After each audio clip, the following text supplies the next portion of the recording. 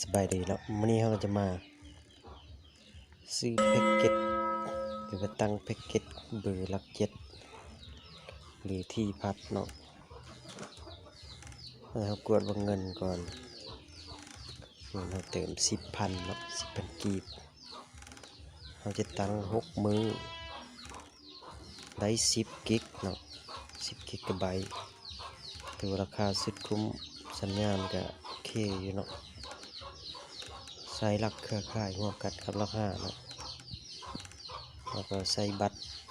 ราคาเติม10 กิก